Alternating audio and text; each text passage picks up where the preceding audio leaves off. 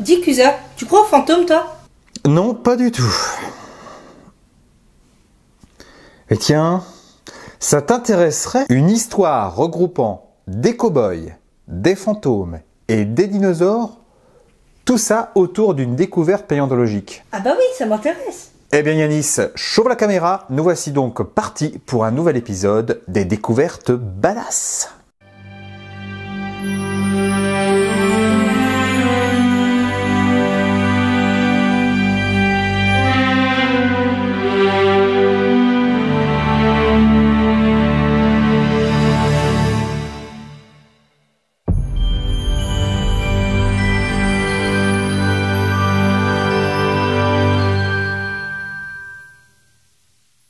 Salut les curieuses, salut les curieux, nous voici donc dans un...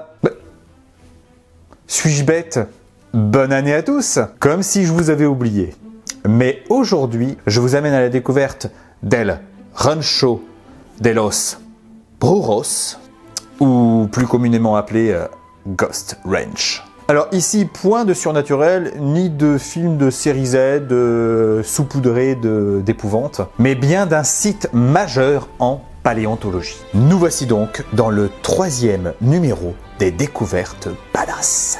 Alors tout d'abord, géographiquement, Ghost Ranch est une propriété de 85 km² dans le nord du Nouveau-Mexique, et plus précisément dans le comté de Rio Arriba. Aujourd'hui, ce territoire est connu comme étant un lieu de retraite et d'enseignement.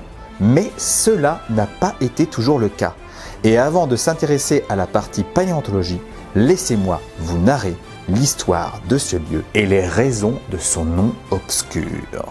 Ghost Ranch fait partie de la concession Piedra Lumbre, ou Shining Rock en anglais.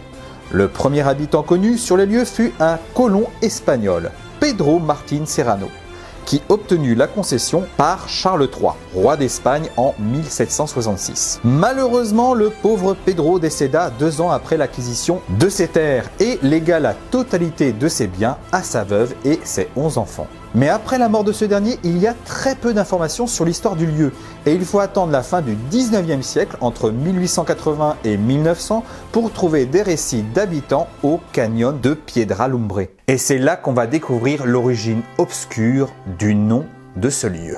Car en cette fin 19e, 2 frères vont prendre possession des lieux pour leur permettre de voler et déplacer du bétail. Les frères Arculeta. Ils utilisaient les reliefs du canyon pour observer au plus loin l'activité du bétail aux alentours. De plus, ils déplaçaient les animaux volés par le biais du cours d'eau au fond du canyon pour effacer les traces qui auraient permis de les retrouver. Des témoignages de disparition ont nourri de nombreuses histoires effrayantes et d'épouvantes que les frères ont utilisées pour éloigner les curieux. Et ils pendirent des mannequins au bout des branches des arbres courant le long du canyon. Suite à un différend opposant les 2 frères, l'un d'eux élimina l'autre, en sachant que ce dernier cachait une partie de leur magot, mais ne sachant pas où il était dissimulé. Il prit donc en otage sa belle-sœur et sa nièce pour leur soutirer l'endroit du magot, mais bien heureusement, ils réussirent à s'enfuir. À la suite de ce drame, un groupe d'hommes des environs réussit à le capturer et le pendirent comme les mannequins qu'ils avaient précédemment mis tout le long du canyon. Triste fin. Depuis cette histoire, de nombreuses légendes sont partagées par les autochtones. Mais les lieux ne portent pas encore le nom de Ghost Ranch. Il faut attendre 1928 et une partie de poker pour que Roy Playf acquiert la concession et que sa femme Carol Stanley s'y établisse et nomme ce lieu d'après les récits qu'elle entendit et donc nomma Ghost Ranch. Voilà, on y est. Elle y fit construire des cars d'invités où se relayèrent de nombreuses personnalités, dont de riches propriétaires, des artistes et des écrivains, dont le célèbre Arthur Newton Page, qui était également le rédacteur en chef de la fameuse revue Nature. Rien que ça. Aujourd'hui, le ranch est devenu un lieu de retraite et d'enseignement. Il servit aussi de décor à de nombreux films, comme Indiana Jones et le crâne de cristal. Alors pour ma part, c'est juste le crâne de cristal. Pour moi, le dernier Indiana Jones, c'est la dernière croisade. Je sais pas pour vous. Et le film Cowboy et Envahisseur. Alors c'est pas un film de série Z, hein, c'est un très bon petit film de science-fiction. Alors pas le meilleur, hein, mais j'ai plutôt aimé. Mais c'est vrai que quand on écoute le titre, Cowboy et Envahisseur, ça pourrait porter à confusion tout de même. Mais bizarrement, ces deux films sont des films où intervient notre cher Harrison Ford. J'ai l'impression qu'Harrison Ford aime beaucoup Ghost Ranch. C'est bien sympa l'histoire de ce lieu. Mais où sont les dinosaures dans cette histoire? Eh bien j'y viens. En 1881, David Baldwin, un collectionneur de fossiles travaillant pour Edward Ricker Cope, découvra dans la formation Chinook, près de Ghost Ranch, des fragments d'un nouveau dinosaure théropode. Cope décrit le spécimen et après de nombreuses études et dénominations, il nomma en 1887 ce théropode sous le genre Coelophysis et l'espèce Bory. Coelophysis, qui associe les deux termes grecs, koilos signifiant creux et physis signifiant forme, donc forme creuse. Alors, petite précision, c'est vrai qu'en latin on dit koilos, mais véritablement quand on prononce koelophysis, c'est pas koelophysis, c'est salophysis. Je précise, parce que je l'entends souvent le que, hein, c'est bien Coelophysis. Donc le nom fait tout simplement référence aux vertèbres pneumatisées du premier fossile. Donc vertèbres pneumatisées, vertèbres creuses. Pour le nom d'espèce, cela fait référence au célèbre anatomiste George Bohr, qui influença par ses idées notre cher Cope. Coelophysis bory était mal connu à la fin du 19e, car le spécimen était très fragmentaire et il faut attendre 1947 et la découverte du fameux bone bed de Ghost Ranch par Edwin Colbert, George Whittaker et Thomas Lerardi. Alors, bone bed ici signifie littéralement lit d'os. Hein, c'est tout simplement un filon très riche en ossements.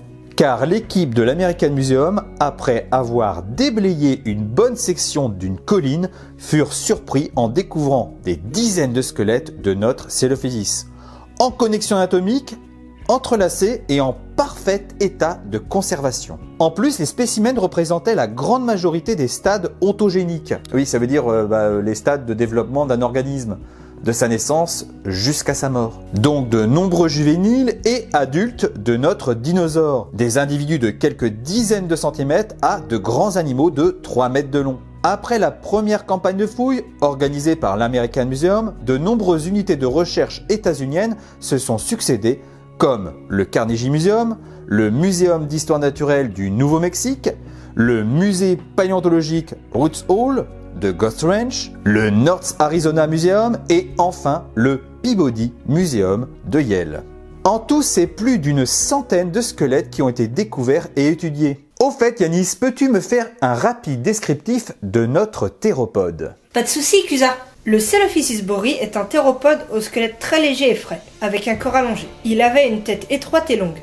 Il n'avait pas de crête et possédait de nombreuses dents de petite taille. Ses morsures n'étaient pas très puissantes. Son cou était allongé, souple et en forme de S. Caractéristique qui se retrouve chez la majorité des théropodes. Il vivait au Trias supérieur, de moins 206 millions d'années à environ moins 200 millions d'années, du Orient supérieur au Rétien. Ses milieux de vie étaient des forêts humides de conifères géants au Nouveau-Mexique. Le Coelophysis chassait de petites proies, mais parfois il se nourrissait de prosauropodes et de thécodontes phytophages. À l'instar des autres carnivores, il était un chasseur opportuniste. Merci Yanis.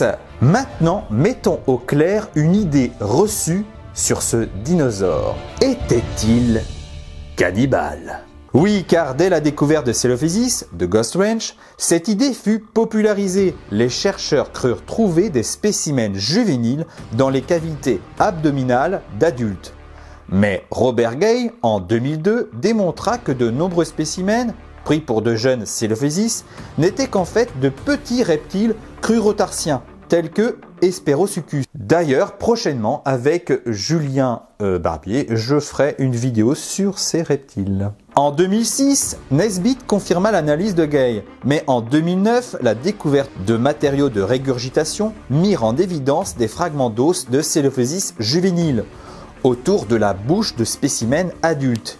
Idée reçue ou non? C'est compliqué car en 2010, Gay revient avec une étude qui détermine que les restes de juvéniles découverts dans le spécimen AMNH 6224 sont trop imposants pourraient être des restes stomacaux et découvrent que ceux-ci sont en fait les restes fossiles d'un jeune Coelophysis se trouvant sous un adulte. C'est un empilement stratigraphique. Un jeune se trouve dans le sédiment et après est recouvert par un adulte.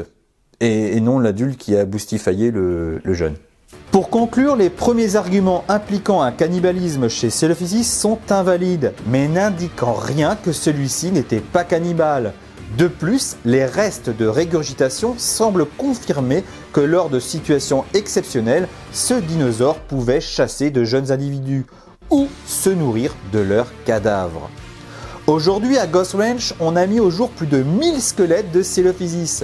Leurs qualités de conservation sont exceptionnelles et le spécimen AMNH 6224 est devenu le spécimen type de référence, remplaçant le spécimen décrit par Kopp en 1887. Cette découverte paléontologique fut une des plus spectaculaires au sein de l'étude des dinosaures. Coelophysis fut le premier dinosaure théropode du Trias nommé et décrit, et le genre le mieux connu chez les dinosaures carnivores, car grâce au site de Ghost Ranch, nous avons un large aperçu de l'évolution ontogénique de ce dinosaure. Le Coelophysis est un théropode basal et son nom de genre est même utilisé pour définir l'une des familles les plus basales chez les théropodes, les Coelophysidae, qui est d'ailleurs le premier taxon représentant les Neothéropoda. Oui, qui donneront bien plus tard au Jurassique et Crétacé les Allosauridés, même les Maniraptoridés, les Tyrannosauridés, les Carcharodontosauridae, la plupart des théropodes connus. Et au fait, pourquoi un si grand nombre de Coelophysis au même endroit? Eh bien, d'après les dernières découvertes sur le gisement, ces animaux auraient été tués et ensevelis par une crue exceptionnelle. Et d'ailleurs, nous n'avons pas découvert que des restes de Coelophysis, mais également de rares autres dinosaures, comme Chindelosaurus et Daimonosaurus, un rhincocéphale, Whitakerosaurus, un pseudosuchien, Reveltosaurus, des aetosaures, Desmatosuchus, Typothorax et Heliocanthus, le crocodiloforme Hesperosuchus que j'ai précédemment énoncé, des rhéusuchiens Chuvosaurus, Ephigia et Vivaron, un phytosaure Macaeroprosopus et le célèbre Vancleavea que Julien Barbier a d'ailleurs présenté dans une des vidéos sur Graines de Savoir. Je vous invite à aller la regarder si ce n'est pas déjà fait. Et aussi des amphibiens fossiles, Apachesaurus. Alors, Apachesaurus, vous allez me dire, bizarre, il dit CH, d'habitude il dit que, et là il dit che. Oui, parce que ça vient de Apache. Voilà, donc là on prononce comme ça se prononce normalement. Donc Apachesaurus. Et Coscinonodon. Et enfin, des poissons, Reticulodus, Arganodus et Lazalectis. Pour finir, Coelophysis s'est surtout fait connaître du grand public grâce à la série britannique sur la Terre des dinosaures, où il est présenté tout au long du premier épisode. Alors, petite anecdote, il est vrai que nous ne découvrons pas le Coelophysis dans les films Jurassic Park et Jurassic World. Mais il faut savoir que la firme Kenner a commercialisé 2 Coelophysis avec la gamme de jouets Jurassic Park de 1993. Et d'ailleurs, fait intéressant, je ne sais pas si vous le voyez d'ici, mais ils ont 2 coloris différents, ce qui pourrait présenter un dimorphisme sexuel. Plutôt sympathique comme détail, et franchement intéressant. Mais bien sûr, ce n'est qu'hypothétique. Voilà, j'espère que cet épisode vous a plu. Cette semaine, j'étais accompagné d'un stagiaire, Yanis, d'ailleurs que je remercie énormément pour sa participation à l'épisode. C'est moi qui te remercie, Cusa.